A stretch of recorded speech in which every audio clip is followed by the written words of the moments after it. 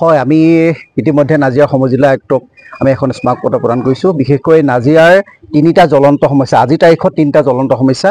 প্ৰথম হৈছে যিটো নাজিৰাৰ পৰা গেলেকী যিটো মেইন ৰোডৰ পৰা কৰ্মশ্ৰী হিতেশ্বৰ শইকীয়া যিখন হস্পিটেললৈ যোৱাৰ হস্পিটেলখন নোপোৱাৰ আগতে মূল ৰাস্তাতে এটা বৃহৎ গাঁত হৈ গৈছে, যিটো গাঁতৰ কাৰণে ইতিমধ্যে কেইবাটাও সৰু সৰু এক্সিডেণ্ট হৈ গৈছে। আৰু এইটো গতিত যদি থাকে বিগত আৰু কিছুদিনৰ পিছত নিশ্চিতভাৱে যে এটা ভয়ংকৰ দুৰ্ঘটনা সংঘটিত হ'ব, সেইটো একেবাৰে খাটাং। আজি সময় জিলা আয়ুক্তক আমি এই বিষয়ত স্মাৰকপত্ৰ প্ৰদান কৰিছোঁ আৰু বিষয়টো খুব তাৎক্ষণিকভাৱে সমাধান কৰিবৰ কাৰণে আমি দাবী জনাইছোঁ। ইয়াৰ উপৰিও আৰু এটা নাজিৰাৰ এটা মূল বিষয় হৈ পৰিছে আচলতে যিটো নাজিৰা মিউনিচিপালিটিৰ যিটো জাবৰ, সেই জাবৰটো গৈ দিখৌ দলঙৰ কাষত আৰু যিটো হিতেশ্বৰ শইকীয়া কমপ্লেক্স আছে, কমপ্লেক্সৰ কাষতে আচলতে পেলাই ৰাখিছে।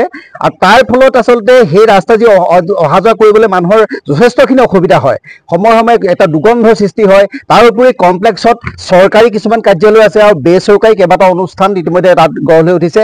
আৰু সেই তাত যিসকল ছাত্ৰ ছাত্ৰী যায় বা তাৰ যিসকল কৰ্মচাৰী যায়, সেইসকলে কিন্তু অতি এটা দুৰ্গন্ধময় পৰিৱেশত তেওঁলোকে জীৱন কটাব লগা পৰিৱেশৰ সৃষ্টি হৈছে। আমি সমজিলা আয়ুক্তক ইয়াৰ জৰিয়তে আমি আচলতে দাবী জনাব বিচাৰিছোঁ যে এই ব্যৱস্থাটো আপোনালোকে খুব সোনকালে তাৰ পৰা জাবৰ নিষ্কাশনৰ এটা ব্যৱস্থা কৰক আৰু এডোখৰ উপযুক্ত ঠাই নিৰ্বাচন কৰি তাত আপোনালোকে স্থায়ীভাৱে যাব পৰাৰ ব্যৱস্থা কৰক। এইটো আমাৰ দ্বিতীয় দাবী।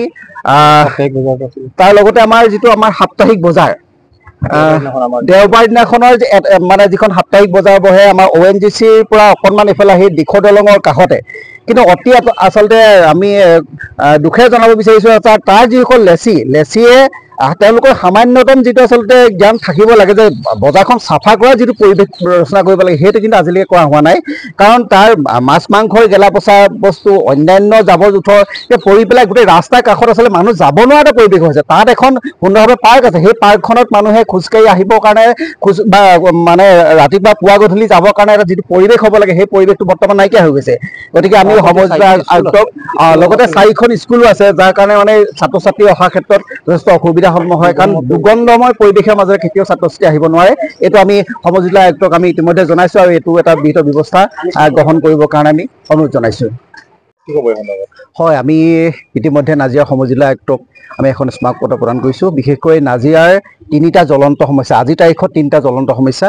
প্ৰথম হৈছে যিটো নাজিৰাৰ পৰা গেলেকী যিটো মেইন ৰোডৰ পৰা কৰ্মশ্ৰী হিতেশ্বৰ শইকীয়া যিখন হস্পিটেললৈ যোৱাৰ হস্পিটেলখন নোপোৱাৰ আগতে মূল ৰাস্তাতে এটা বৃহৎ গাঁত হৈ গৈছে, যিটো গাঁতৰ কাৰণে ইতিমধ্যে কেইবাটাও সৰু সৰু এক্সিডেণ্ট হৈ গৈছে। আৰু এইটো গতিত যদি থাকে বিগত আৰু কিছুদিনৰ পিছত নিশ্চিতভাৱে যে এটা ভয়ংকৰ দুৰ্ঘটনা সংঘটিত হ'ব, সেইটো একেবাৰে খাটাং। আজি সময় জিলা আয়ুক্তক আমি এই বিষয়ত স্মাৰকপত্ৰ প্ৰদান কৰিছোঁ আৰু বিষয়টো খুব তাৎক্ষণিকভাৱে সমাধান কৰিবৰ কাৰণে আমি দাবী জনাইছোঁ। ইয়াৰ উপৰিও আৰু এটা নাজিৰাৰ এটা মূল বিষয় হৈ পৰিছে আচলতে যিটো নাজিৰা মিউনিচিপালিটিৰ যিটো জাবৰ, সেই জাবৰটো গৈ দিখৌ দলঙৰ কাষত আৰু যিটো হিতেশ্বৰ শইকীয়া কমপ্লেক্স আছে, কমপ্লেক্সৰ কাষতে আচলতে পেলাই ৰাখিছে।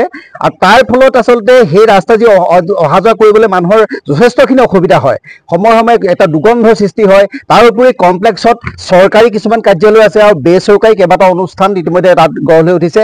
আৰু সেই তাত যিসকল ছাত্ৰ ছাত্ৰী যায় বা তাৰ যিসকল কৰ্মচাৰী যায়, সেইসকলে কিন্তু অতি এটা দুৰ্গন্ধময় পৰিৱেশত তেওঁলোকে জীৱন কটাব লগা পৰিৱেশৰ সৃষ্টি হৈছে।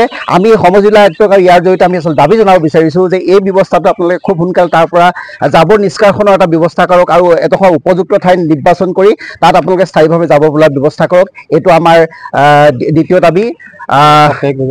তাৰ লগতে আমাৰ যিটো আমাৰ সাপ্তাহিক বজাৰ, দেওবাৰ দিনাখনৰ মানে যিখন সাপ্তাহিক বজাৰ বহে আমাৰ ONGCৰ পৰা অকণমান এইফালে আহি দিখৌ দলঙৰ কাষতে, কিন্তু অতি আচলতে আমি দুখেৰে জনাব বিচাৰিছোঁ তাৰ যিসকল লেচিয়ে তেওঁলোকৰ সামান্যতম যিটো আচলতে জ্ঞান থাকিব লাগে যে বজাৰখন চাফা কৰা যিটো পৰিৱেশ ৰচনা কৰিব লাগে, সেইটো কিন্তু আজিলৈকে কৰা হোৱা নাই। কাৰণ তাৰ মাছ মাংসৰ গেলা পচা বস্তু, অন্যান্য জাবৰ জোঁথৰ পৰি পেলাই গোটেই ৰাস্তাৰ কাষত আচলতে মানুহ যাব নোৱাৰা এটা পৰিৱেশ হৈছে। তাত এখন সুন্দৰভাৱে পাৰ্ক আছে, সেই পাৰ্কখনত মানুহে খোজকাঢ়ি আহিবৰ কাৰণে বা মানে ৰাতিপুৱা পুৱা গধূলি যাবৰ কাৰণে এটা যিটো পৰিৱেশ হ'ব লাগে, সেই পৰিৱেশটো বৰ্তমান নাইকিয়া হৈ গৈছে। গতিকে আমি সমজিলা আয়ুক্তক, লগতে 4খন স্কুলো আছে, যাৰ কাৰণে মানে ছাত্ৰ ছাত্ৰী অহাৰ ক্ষেত্ৰত যথেষ্ট অসুবিধাৰ সন্মুখীন হয়। কাৰণ দুৰ্গন্ধময় পৰিৱেশৰ মাজেৰে কেতিয়াও ছাত্ৰ ছাত্ৰী আহিব নোৱাৰে। এইটো আমি সমজিলা আয়ুক্তক আমি ইতিমধ্যে জনাইছোঁ আৰু এইটো এটা বিহিত ব্যৱস্থা গ্ৰহণ কৰিবৰ কাৰণে আমি অনুৰোধ জনাইছোঁ।